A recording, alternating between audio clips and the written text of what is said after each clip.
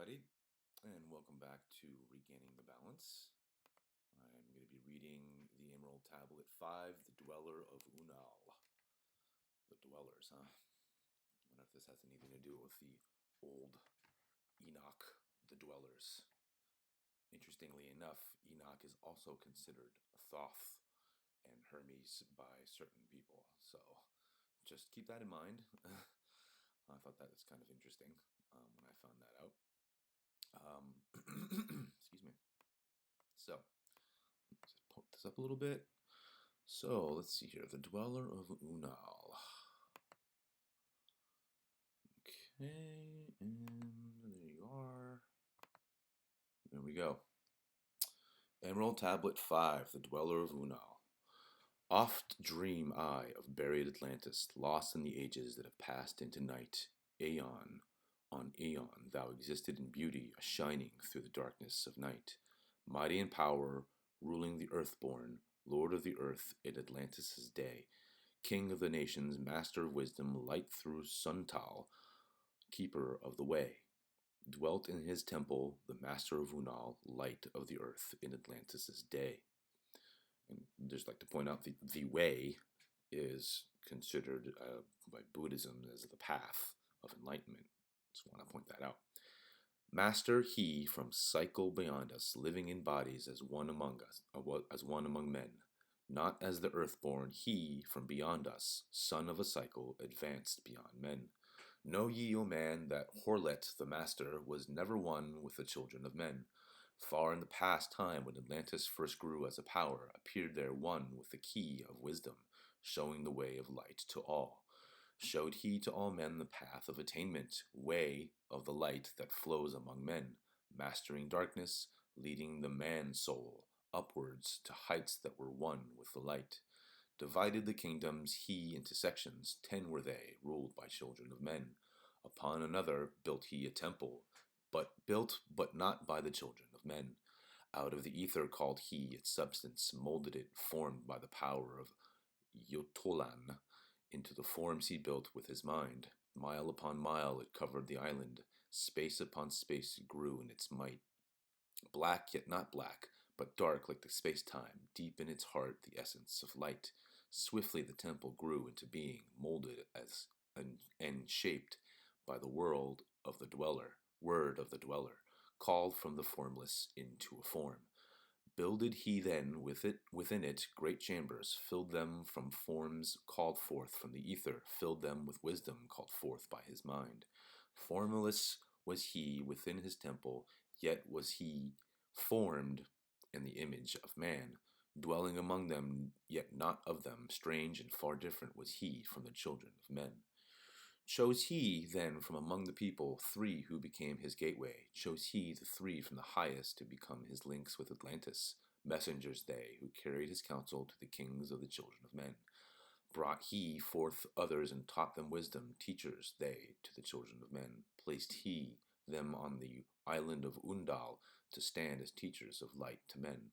Each of those who were thus chosen taught must be for years 5 and 10. Only thus could he have understanding to being light to the children of men. Thus there came into being the temple, a dwelling place for the master of men. I, Thoth, have ever sought wisdom, searching in darkness and searching in light. Long in my youth I traveled the pathway, seeking ever new knowledge to gain, until after much striving one of the 3 to me brought the light.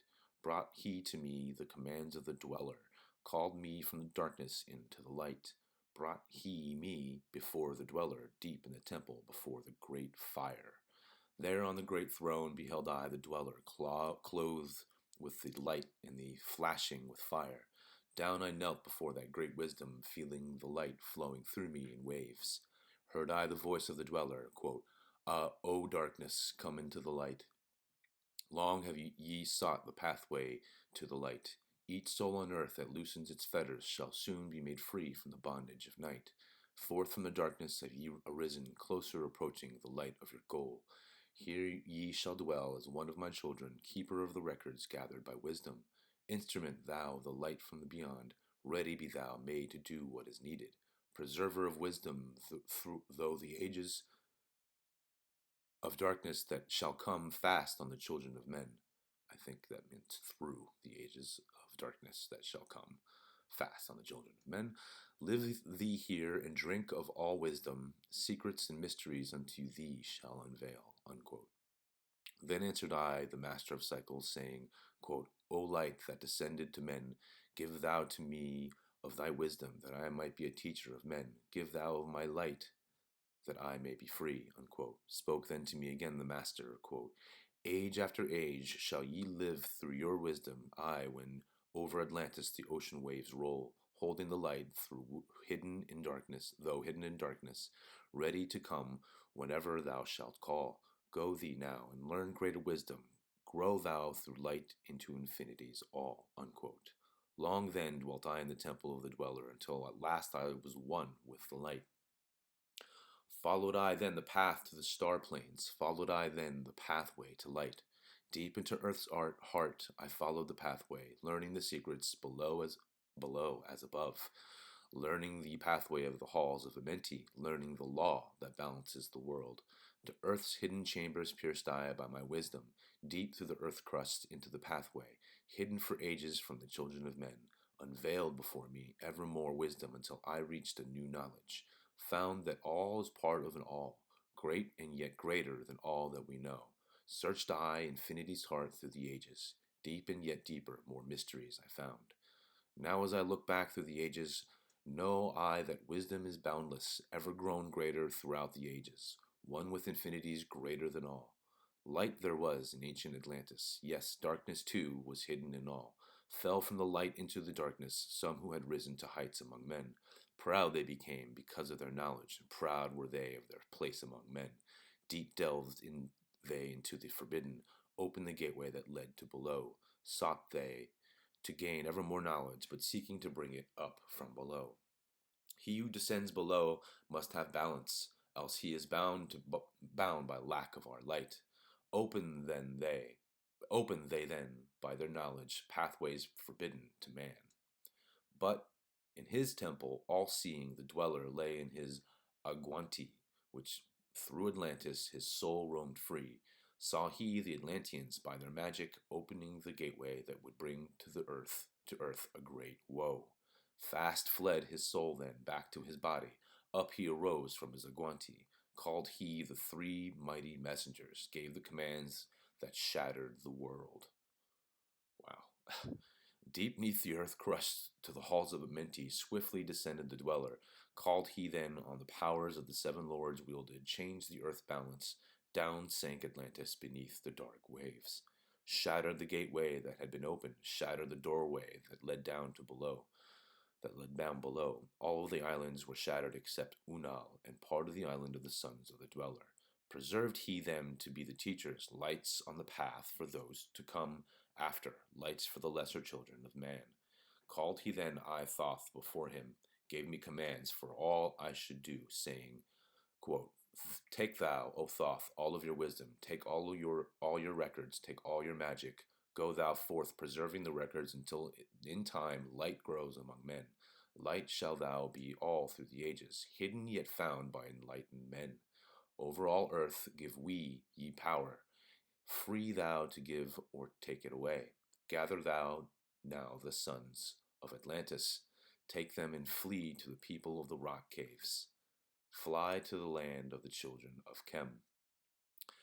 Then gathered I the sons of Atlantis into the spaceship. I brought all my records, brought the records of sunken Atlantis. Gathered I all my powers, instruments many of mighty magic.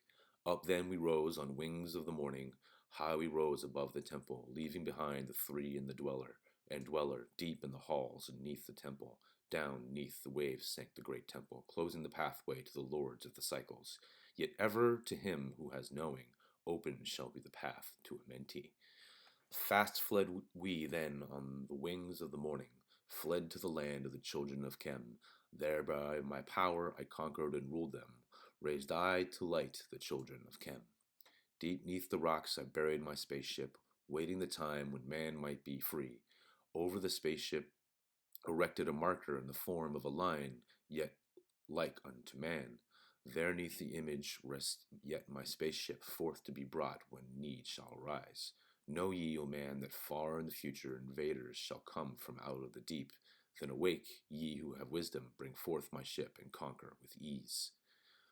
Deep neath the image lies my secret. Search and find in the pyramid I built.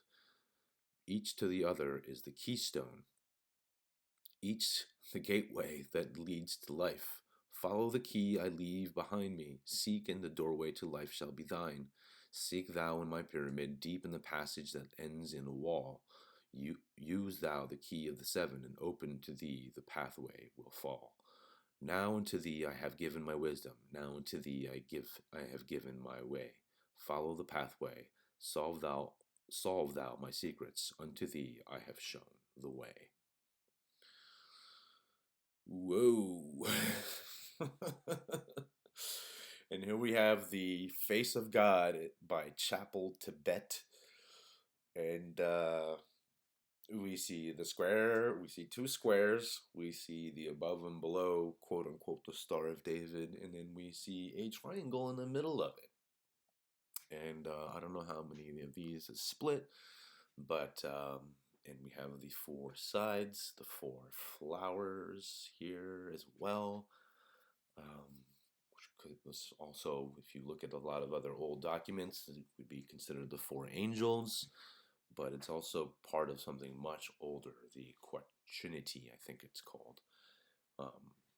And I'll be going into that in a future video when we get into some of Carl Jung's breakdown on religions and psychology, because he has some really amazing insights into some of these, especially this image that you guys are seeing right now in front of your face.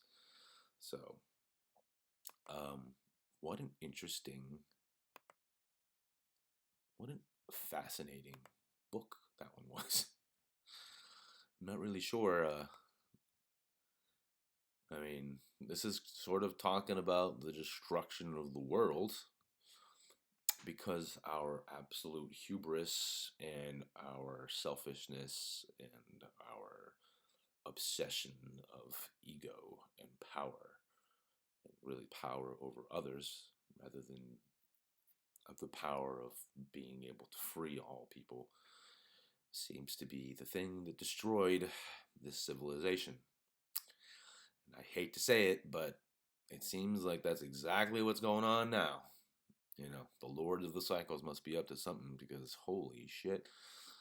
I think this is also, when we look at all these things, especially with the way that society thinks, because in a large part, society does certainly think in a way that is based on our cosmology.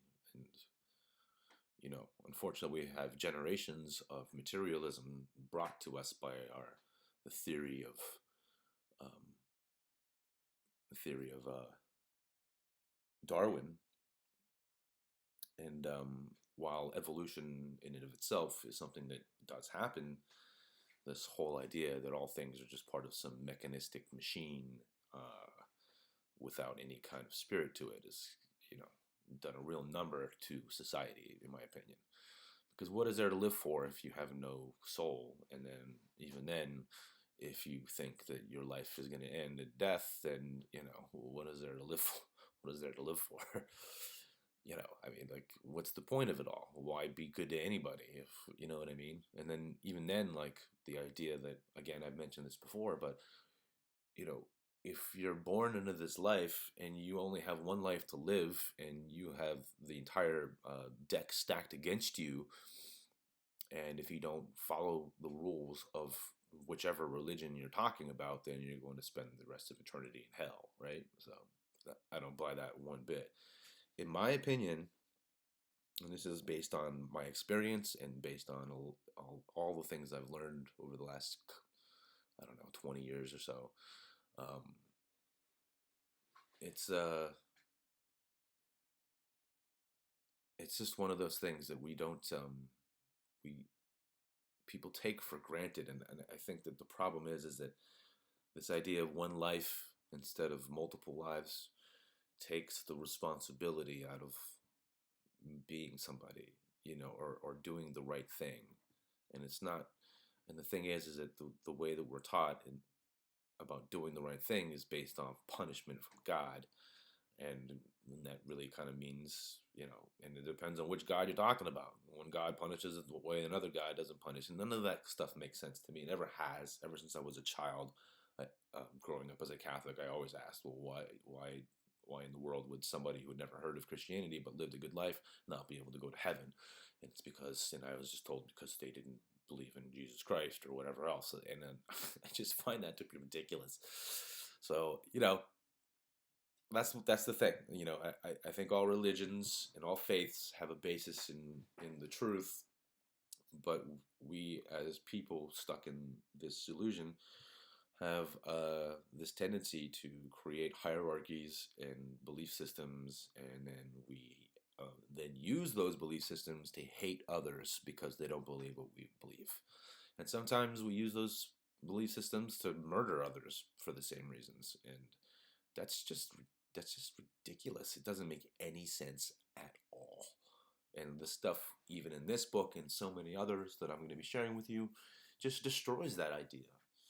And just, imagine the idea that this life isn't your only life to live, and that the whole point of this life is to live a good life by understanding, by finding the light inside of you. The kingdom of heaven is within you, because once you find that, then helping other people and seeing their pain and being able to give them advice and love to put them on a better path is so much easier, and your intuition will come to you in ways that you just don't even understand.